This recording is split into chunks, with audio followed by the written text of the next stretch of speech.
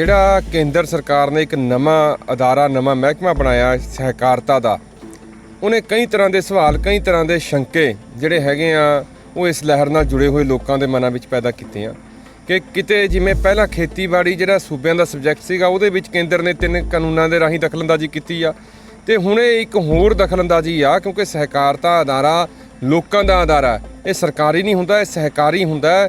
ਲੋਕ ਇਸ ਅਦਾਰੇ ਦੇ ਮਾਲਕ ਹੋਇਆ ਕਰਦੇ ਹੁੰਦੇ ਨੇ। ਪਰ ਪਹਿਲਾਂ ਮੈਂ ਸਮਝਦਾ ਸੂਬੇ ਦੀ ਸਰਕਾਰ ਨੇ ਇਹ ਜਿਹੜਾ 3 ਟਾਇਰ ਸਟਰਕਚਰ ਸੀਗਾ ਜਿਹਦੇ ਵਿੱਚ ਪਹਿਲਾਂ ਸੁਸਾਇਟੀਜ਼ ਹੁੰਦੀਆਂ ਨੇ ਪਿੰਡਾਂ ਦੀਆਂ, ਉਦੋਂ ਬਾਅਦ ਸੀਬੀ ਹੁੰਦੇ ਆ ਸੈਂਟਰਲ ਕੋਆਪਰੇਟਿਵ ਬੈਂਕ ਜਿਹੜੇ ਡਿਸਟ੍ਰਿਕਟਸ ਦੇ ਹੁੰਦੇ ਨੇ, ਉਦੋਂ ਬਾਅਦ ਸਟੇਟ ਕੋਆਪਰੇਟਿਵ ਬੈਂਕ ਜਿਹਨੂੰ ਐਪੈਕਸ ਬਾਡੀ ਕਹਿੰਦੇ ਆ ਆਪਾਂ, ਇਹ 3 ਟਾਇਰ ਸਟਰਕਚਰ ਹੁੰਦਾ ਸੀ। ਇਹ 3 ਟਾਇਰ ਸਟਰਕਚਰ ਨੂੰ ਸਹਿਕਾਰਤਾ ਦੇ ਮੂਲ ਸਿਧਾਂਤ ਨੂੰ ਪਹਿਲਾਂ ਤਾਂ ਸੂਬੇ ਦੀ ਸਰਕਾਰ ਨੇ ਤੋੜਨ ਦਾ ਯਤਨ ਕੀਤਾ, ਜਿਹਦੀ ਪਟੀਸ਼ਨ ਅਸੀਂ ਸਮੂਹ ਲੋਕਾਂ ਨੇ ਸਹਿਕਾਰਤਾ ਅਦਾਰੇ ਨਾਲ ਜੁੜੇ ਹੋਏ ਲੋਕਾਂ ਨੇ ਫਿਰ ਕੋਰਟ ਵਿੱਚ ਪਾਈ ਤੇ ਕੋਰਟ ਨੇ ਇਹਨੂੰ ਸਟੇ ਕੀਤਾ। ਅਦਰਵਾਈਜ਼ ਕੋਆਪਰੇਟਿਵ ਬੈਂਕਾਂ ਦੇ ਮਰਜਰ ਨੇ ਇਹਦੇ ਮੂਲ ਸਿਧਾਂਤ ਨੂੰ ਹੀ ਤੋੜ ਦੇਣਾ ਸੀ। ਜਿਹੜੀ ਲੀਡਰਸ਼ਿਪ ਇਹਦੇ ਵਿੱਚੋਂ ਪੈਦਾ ਹੁੰਦੀ ਆ, ਜਿਹੜੀ ਲੋਕ ਇਹਨੂੰ ਚਲਾਉਂਦੇ ਨੇ, ਉਸ ਮੂਲ ਪ੍ਰਿੰਸੀਪਲ ਨੂੰ ਤੋੜ ਦੇਣਾ ਸੀ। ਅਫਸਰਸ਼ਾਹੀ ਦਾ ਡੰਡਾ ਉਹਦਾ ਗਲਬੇ ਦੇ ਥੱਲੇ ਇਸ ਅਦਾਰੇ ਨੂੰ ਵੀ ਲੈ ਲੈਣਾ ਸੀ।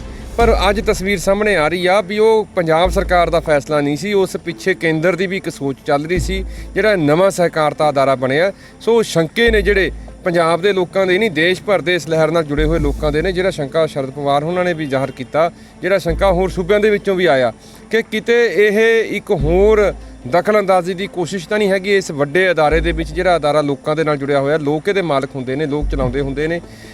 ਸੋ ਮੈਂ ਸਮਝਦਾ ਕੇਂਦਰ ਨੂੰ ਵੀ ਕਲੀਅਰ ਕਰਨੀ ਚਾਹੀਦੀ ਆ। ਪਰ ਹੈਰਾਨੀ ਇਸ ਗੱਲ ਦੀ ਆ, ਮਾਨਯੋਗ ਮੁੱਖ ਮੰਤਰੀ ਪੰਜਾਬ ਆਪਣੇ ਸਰਕਾਰ ਦੀ ਅੰਦਰੂਨੀ ਖਾਨਾ ਜੰਗੀ ਦੇ ਲਈ, ਆਪਣੀ ਕੁਰਸੀ ਬਚਾਉਣ ਦੇ ਲਈ ਤਾਂ ਬਾਰ-ਬਾਰ ਦਿੱਲੀ ਗੇੜੇ ਮਾਰਦੇ ਰਹੇ, ਪਰ ਅੱਜ ਤੱਕ ਇਸ ਜਿਹੜੀ ਲੋਕਾਂ ਦੇ ਵਿੱਚ ਇਸ ਮਸਲੇ ਨੂੰ ਲੈ ਕੇ ਖਦਸ਼ੇ ਨੇ ਉਹਨੂੰ ਦੂਰ ਕਰਨ ਵਾਸਤੇ ਹੁਣ ਤੱਕ ਕੈਪਟਨ ਅਮਰਿੰਦਰ ਸਿੰਘ ਜੀ ਹੋਣਾ ਵੱਲੋਂ, ਜਿਨ੍ਹਾਂ ਕੋਲੇ ਐਗਰੀਕਲਚਰ ਡਿਪਾਰਟਮੈਂਟ ਵੀ ਆ ਤੇ ਜਿਨ੍ਹਾਂ ਦੀ ਸਰਕਾਰ ਵੱਲੋਂ ਕੋਸ਼ਿਸ਼ ਹੋਣੀ ਚਾਹੀਦੀ ਸੀਗੀ ਇਸ ਮਸਲੇ ਦੇ ਉੱਤੇ ਕੋਈ ਆਪਣਾ ਸਪਸ਼ਟੀਕਰਨ ਜਾਂ ਨੀਤੀ ਜੋ ਕੇਂਦਰ ਸਰਕਾਰ ਦੀ ਉਹਨਾਂ ਨਾਲ ਤਾਲਮੇਲ ਕਰਕੇ ਲੋਕਾਂ ਦੇ ਸਾਹਮਣੇ ਸਪਸ਼ਟੀਕਰਨ ਰੱਖਦੇ। ਸੋ ਦੋਵੇਂ ਸਰਕਾਰਾਂ ਕਿਤੇ ਨਾ ਕਿਤੇ ਇਸ ਮਸਲੇ 'ਚ ਮਿਲੀ ਭੁਗਤ ਨਾਲ ਕੰਮ ਕਰ ਰਹੀਆਂ ਲੱਗਦੀਆਂ। ਕੀ ਮੰਨਿਆ ਜਾ ਰਿਹਾ ਇਸ ਪਿੱਛੇ ਮਨਸ਼ਾ ਕੀ ਹੈ ਸਰਕਾਰ ਦੀ? ਦੇਖੋ ਮਨਸ਼ਾ ਇਹੀ ਹੈ, ਜਿਵੇਂ ਹੌਲੀ-ਹੌਲੀ ਕੇਂਦਰੀਕਰਨ ਵੱਲ ਦੇਸ਼ ਨੂੰ ਲੈ ਕੇ ਜਾ ਰਹੇ ਨੇ, ਹੌਲੀ-ਹੌਲੀ ਸੂਬਿਆਂ ਦੇ ਅਧਿਕਾਰ ਖੇਤਰ ਨੇ ਜਿਹੜੇ ਉਹਨਾਂ ਨੂੰ ਇਹ ਸੀਮਿਤ ਕਰੀ ਜਾ ਰਹੇ ਨੇ।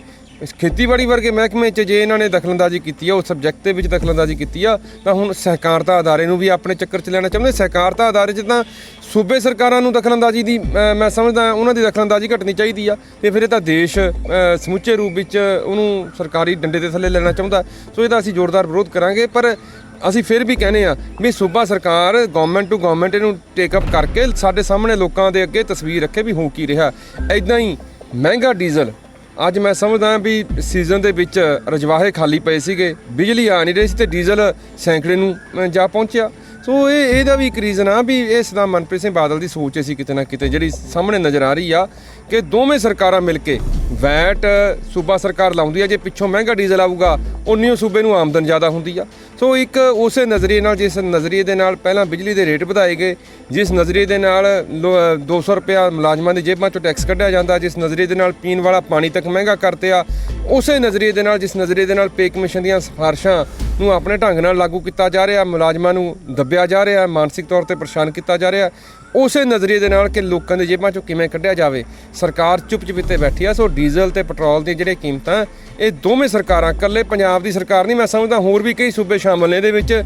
ਦਿੱਲੀ ਦੀ ਜਿਹੜੀ ਸਰਕਾਰ ਆ ਸੂਬੇ ਦੀ, ਕੇਜਰੀਵਾਲ ਸਰਕਾਰ, ਉਹਦੀ ਵੀ ਮਿਲੀ ਭੁਗਤ ਆ ਜਿਹੜੀ ਕਿਤੇ ਨਾ ਕਿਤੇ ਜ਼ਾਹਰ ਹੋ ਰਹੀ ਹੈ। ਨਹੀਂ ਤਾਂ ਤੁਸੀਂ ਦੇਖੋ ਇੱਥੇ ਮੁੱਖ ਵਿਰੋਧੀ ਪਾਰਟੀ ਆ, ਦਿੱਲੀ 'ਚ ਉਹਨਾਂ ਦੀ ਸਰਕਾਰ ਆ, ਕੋਈ ਨਹੀਂ ਬੋਲ ਰਿਹਾ ਵੀ ਡੀਜ਼ਲ ਇੰਨਾ ਮਹਿੰਗਾ ਜਾ ਰਿਹਾ, ਅਸਮਾਨੀ ਚੜ੍ਹ ਰਿਹਾ। ਇਹ ਦੋਵੇਂ ਸਰਕਾਰਾਂ ਇੱਦਾਂ ਦੀਆਂ ਹੋਰ ਵੀ ਸੂਬੇ 'ਚ ਕਈ ਸੂਬਿਆਂ ਦੀਆਂ ਸਰਕਾਰਾਂ ਜਿਹੜੀਆਂ ਚੁੱਪ ਬੈਠੀਆਂ। ਸੋ ਇੱਕ ਸਾਜ਼ਿਸ਼ੀ ਤਸਵੀਰ ਆ ਜਿਹੜੀ। ਅੱਜ ਤੋਂ ਮਾਨਸੂਨ ਸੈਸ਼ਨ ਜਿਹੜਾ ਸ਼ੁਰੂ ਹੋਇਆ ਹੈ ਲੋਕ ਸਭਾ ਦੇ ਵਿੱਚ, ਅਕਾਲੀ ਦਲ ਕਿਸ ਤਰ੍ਹਾਂ ਦੇਖੋ ਸ਼੍ਰੋਮਣੀ ਅਕਾਲੀ ਦਲ ਇੱਕ ਤਾਂ ਕੰਮ ਰੁਕ ਮਤਾ ਜਿਹੜਾ ਹੈਗਾ ਕਿਸਾਨੀ ਮੁੱਦਿਆਂ ਦੇ ਉੱਤੇ ਲੈ ਕੇ ਆ ਰਿਹਾ। ਸਾਨੂੰ ਉਮੀਦ ਆ ਕਿਉਂਕਿ ਇੱਕ ਬੜਾ ਅਹਿਮ ਮੁੱਦਾ, ਅਹਿਮ ਕਿੱਤੇ ਨਾਲ ਜੁੜਿਆ ਹੋਇਆ ਮੁੱਦਾ ਜਿਹੜਾ ਕਿੱਤਾ ਦੇਸ਼ ਦੀ ਭੁੱਖਮਰੀ ਨੂੰ ਦੂਰ ਕਰਦਾ, ਉਹ ਕੰਮ ਰਕੂਮਤਾ ਸਾਰੇ ਕੰਮ ਰੋਕ ਕੇ ਉਹ ਮਤੇ ਨੂੰ ਸਵੀਕਾਰ ਕਰਕੇ ਕਿਸਾਨੀ ਮੁੱਦਿਆਂ ਦੇ ਉੱਤੇ ਬਹਿਸ ਹੋਣੀ ਚਾਹੀਦੀ ਹੈ। ਸ਼੍ਰੋਮਣੀ ਅਕਾਲੀ ਦਲ ਦੀ ਇਹ ਮੰਗ ਆ ਜਿਹੜੀ ਸਵੀਕਾਰ ਕਰਨੀ ਚਾਹੀਦੀ ਹੈ ਤੇ ਸਾਨੂੰ ਸਹਿਯੋਗ ਮਿਲਿਆ ਇਹਦੇ ਵਿੱਚੋਂ, ਦੇਸ਼ ਭਰ ਦੇ ਵਿੱਚੋਂ CPI-M ਵਰਗੀ ਪਾਰਟੀ ਦਾ ਸਹਿਯੋਗ ਮਿਲਿਆ, BSP ਦਾ ਮਿਲਿਆ ਤੇ ਹੋਰ ਕਈ ਦੇਸ਼ ਦੀਆਂ ਖੇਤਰੀ ਪਾਰਟੀਆਂ ਦਾ, DMK ਦਾ ਸਹਿਯੋਗ ਮਿਲਿਆ। ਸੋ ਬਾਕੀ ਖੇਤਰੀ ਪਾਰਟੀਆਂ ਨੂੰ ਵੀ ਅਸੀਂ ਇਹ ਸਾਰੇ ਮਸਲੇ ਦੇ ਵਿੱਚ ਸਰਕਾਰ ਨੂੰ ਘੇਰਨ ਦੇ ਲਈ ਲਾਮਬੰਦ ਕਰਾਂਗੇ ਤਾਂ ਕਿ ਕਿਸਾਨੀ ਮੁੱਦੇ ਹੀ ਨਹੀਂ ਆ ਡੀਜ਼ਲ ਦੇ ਉੱਤੇ ਵੈਟ ਦਾ ਡੀਜ਼ਲ ਨੂੰ ਘੱਟੋ ਘੱਟ ਡੀਜ਼ਲ ਤੇ ਪੈਟਰੋਲ ਨੂੰ GST ਦੇ ਘੇਰੇ ਵਿੱਚ ਜਿੰਨੀ ਦੇਰ ਤੱਕ ਨਹੀਂ ਲਿਆਂਦਾ ਜਾਂਦਾ ਉਨੀ ਦੇਰ ਤੱਕ ਇਹ ਲੁੱਟ ਜਾਰੀ ਰਹੂਗੀ। ਉਹ ਜਦੋਂ ਸਰਦਾਰ ਮਨਮੋਹਨ ਸਿੰਘ ਨੇ ਡੀਕੰਟਰੋਲ ਕੀਤੀਆਂ ਸੀ ਕੀਮਤਾਂ, ਸਰਕਾਰੀ ਡੰਡਾ ਚੱਕਤਿਆ ਸੀਗਾ ਪੈਟਰੋਲੀਅਮ ਕੰਪਨੀਆਂ ਤੋਂ ਵੀ ਉਹ ਆਪਣੀ ਮਰਜ਼ੀ ਦੇ ਰੇਟ ਮਿੱਥਿਆ ਕਰਨਗੀਆਂ, ਉਦੋਂ ਵੀ 2009 ਵਿੱਚ ਅਸੀਂ ਵਿਰੋਧ ਕੀਤਾ ਸੀਗਾ ਤੇ ਉਹ ਖਦਸ਼ਾ ਅੱਜ ਸੱਚ ਸਾਹਮਣੇ ਆ ਰਿਹਾ ਵੀ ਅੱਜ ਆਪਣੀ ਮਨਮਰਜ਼ੀ ਦੇ ਨਾਲ ਕੀਮਤਾਂ ਤੈਅ ਕਰ ਰਹੀਆਂ ਪੈਟਰੋਲੀਅਮ ਕੰਪਨੀਆਂ। ਸੋ ਜਿਹੜਾ ਕੰਟਰੋਲ ਸੀਗਾ ਸਰਕਾਰੀ ਉਹ ਇਹਨਾਂ ਤੇ ਦੁਬਾਰਾ ਮੁੜ ਕੇ ਰੱਖਣਾ ਚਾਹੀਦਾ ਤੇ ਇੱਕ ਤੈਅਸ਼ੁਦਾ ਕੀਮਤ ਤੋਂ ਇਸ ਤਰੀਕੇ ਨਾਲ ਲੋਕਾਂ ਦੀ ਲੁੱਟ ਆ ਜਿਹੜੀ ਬੰਦ ਹੋਣੀ ਚਾਹੀਦੀ ਹੈ।